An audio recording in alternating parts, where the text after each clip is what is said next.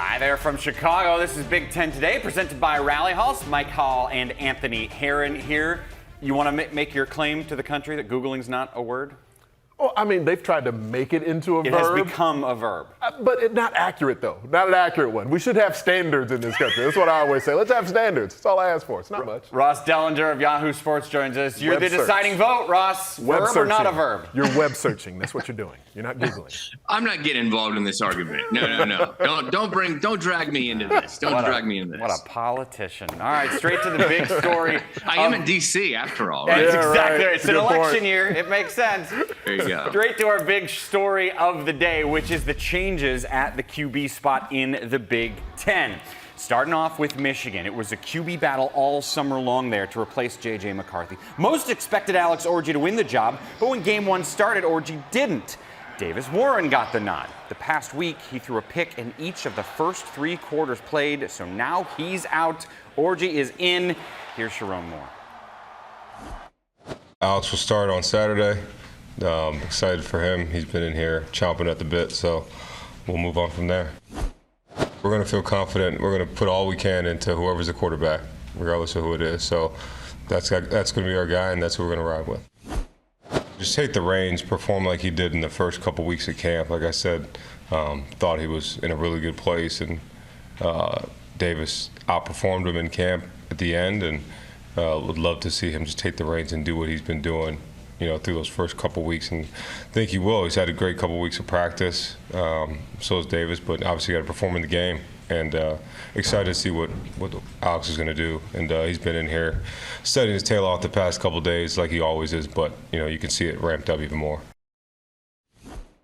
It's obviously been the huge storyline for the defending national champions. They have not been able to come close to replacing J.J. McCarthy. But, Ross, it's worth reminding everyone, when this started week one and Davis Warren was the starter, most everybody was surprised by that. Most everyone thought it would be Orji. Shocked. Yeah, absolutely. It surprised everybody. I think college athletic in the college athletics world, the football world, that they picked Davis Warren, and now we see we're going back, right? We're flipping to who was originally the favorite in this competition, and you ask why, right? Why we're going back now? Turnovers. Every coach's worst nightmare, right, Anthony, is the turnovers. And you see 6 interceptions from Warren, 2 touchdowns, just cannot have it, right? The issue with Orji is that you don't have maybe the interceptions you see on the stat line, but you don't have much of a stat line at all, right? He's thrown 6 passes in his all season long. And so he's actually run, right, in his career. If you look, Alex Orji's ran more, 30 rushes than he's thrown passes, which are 7 overall passes. So we don't know a lot about him, but I guess we're going to find out soon enough with USC coming to town. We're talking about coaching staffs, Ross, and I got to tell you, having that level of athleticism at quarterback, and especially on a consistent basis, is the type of thing that can keep coaches up at night, up all night perhaps, where you're trying to make sure that you have every front covered, every gap sound, because they can threaten you in a variety of ways. When you think about Alex Orji and Donovan Edwards being in the backfield together. And I believe that for Michigan as an offense, they need to transition the playbook to suit the skill set of Alex Orji as a quarterback. Davis Warren and him winning the starting job in camp, the offense was running a certain way that made sense to try and suit Davis Warren. But now, if this decision has been made by Sharon Moore, then the decision also needs to be made to put his quarterback in the best position for success. And so if you didn't want to go a bunch of read option early on, I get it. But that seems to be, at this point in his development, what Alex Orji is best at. So maybe it won't provide all the accuracy, all the efficiency that you hope for as a QB, but the playmaking is what's necessary. The playmaking is what's been lacking so far from Michigan's offense this season. Put that offense, put that athlete in a position to be at his best as a playmaker. Call him into movement, call him into runs, threaten the defense both with the longitude and the latitude. And if you get a playmaker behind center, everything else can coalesce around Alex Orji. He seems to have that potential. He's been in the system for a couple of years at this point. So I believe the offense should transition to what suits him best. Real quick follow-up. How much of this is the fact that Warren just hasn't passed effectively and gotten enough yards? And how much of it is, to Ross's point, They had 8 turnovers all of last year, and they already have 7 this year. I think that's a huge part of it because Davis Warren rightfully won the job in camp by outperforming Alex Orji, and then he's in game and not protecting the football. That is such a huge deal for the Wolverines when you have a quarterback who's giving it to the other team. The defense isn't as elite as we've seen, at least so far this season, not as elite as we've seen in recent years when they're winning championships. So it feels like it's a combination of not only Alex Orji perhaps ascending a little bit, but yes, Davis Warren's performance has warranted them making this decision. And reports we're hearing out of Ann Arbor, Jack Tuttle, who is extremely experienced. I mean, I was calling games where Jack Tuttle was the backup at Utah years ago. So he's a very experienced backup QB who's just had trouble staying healthy, but apparently he's on the come as well. Yeah, he was back ready to roll in the game this past week. But to the overall point, 153 passing yards per game for Michigan. That is worst in the Big Ten, an expanded 18-team Big Ten, so that's why they're having a big change. Change is also happening over in Madison, where it was not a very good weekend for the Wisconsin Badgers at all, as they went down to Alabama in a game that was not very close, but there's a big different reason why they're making a change at QB. It's for injury. Tyler Van Dyke officially has a torn ACL in his right knee. He's out for the rest of the season. That means former Mississippi State transfer Braden Locke will start. Similar situation as last year when he was the number 2 guy behind Tanner Mordecai. Mordecai got hurt, so Locke ended up getting starts last year. Ross, how does this change what the offense can be and will be for the rest of the season up in Madison? Yeah, it should be interesting to see. Wisconsin's offense has certainly struggled thus far in the year, but what a tough way.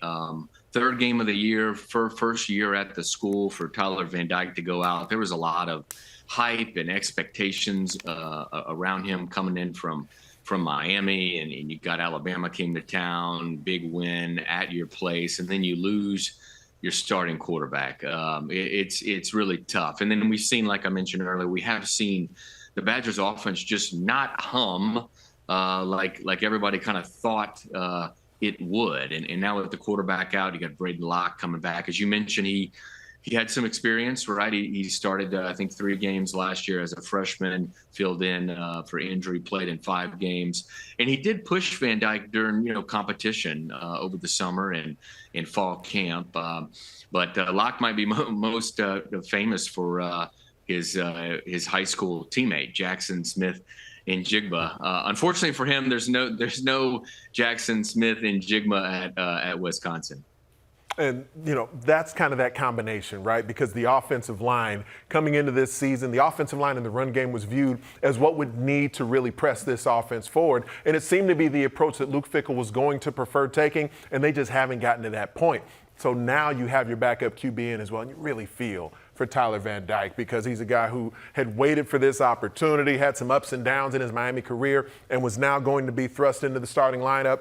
And yes, he didn't even finish the first series against Alabama, but he was looking really good. That first drive was great. I mean, hadn't missed a pass. The team was rolling, and Camp Randall was rocking. It seemed like they maybe had the tide on the ropes, and he goes down with an injury. You see the emotion all over his face. But now this does open an opportunity for Braden Locke. And similar to the conversation I was having about Michigan's offense, where the skill set perhaps between Van Dyke and Locke, not quite as dissimilar between Warren and Orji, but Braden Locke has even said he does like going up-tempo. He does like the no huddle. That seems to suit him best. And there's a little bit of opportunity. There's some space and time for the Badgers to consider transitioning their offense a little bit. Phil Longo was going with more tempo last season early on, and because the offense was so inconsistent and the defense was struggling, they went away from that during the year last year.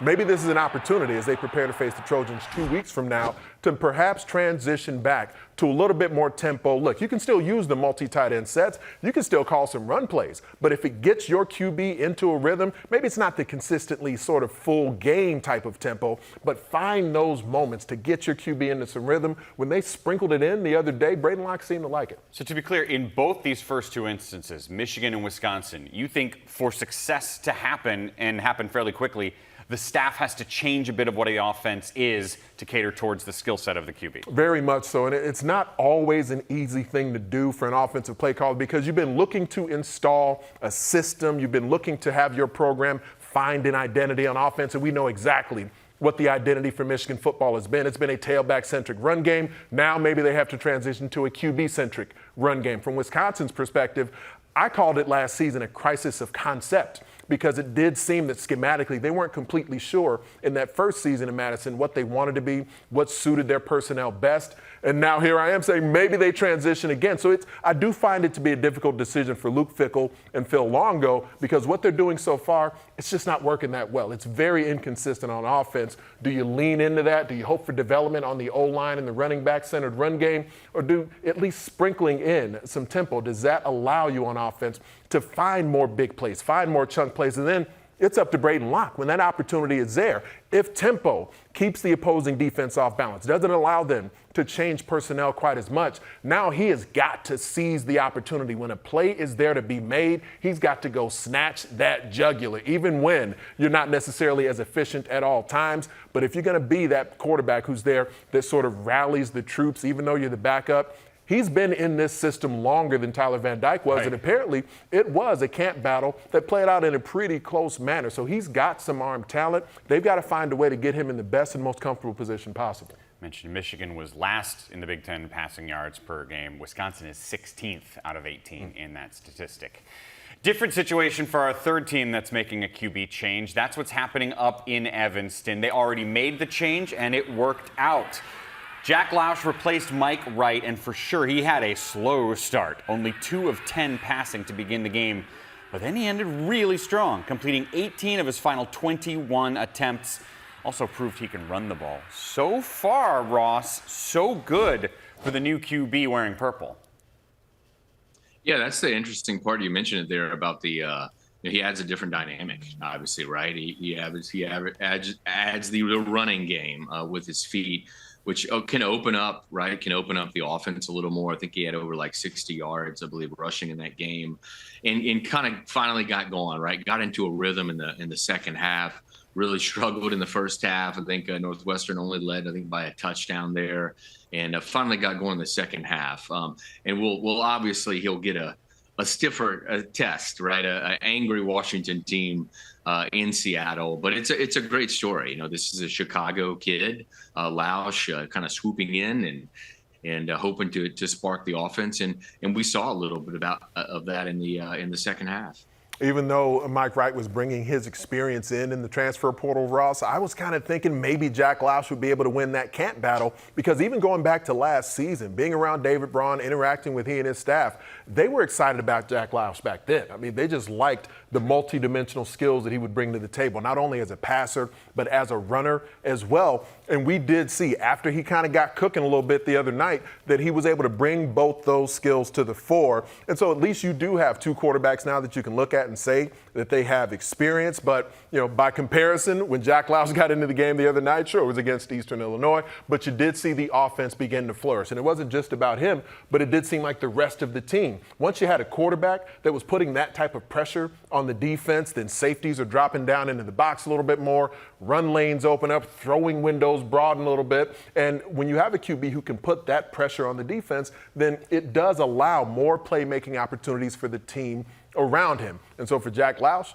just continue to stay calm and composed as he looked in the second half the other night, because I do believe he's got the full support of David Braun. He's been talking for a while now about how dynamic a playmaker he believes Jack Lausch can be. For sure, the defense that Northwestern and Lausch are going to face is getting harder than it was this past week with Eastern Illinois. Their next 3 games: on the road against Washington, against an undefeated Indiana, and on the road against Maryland.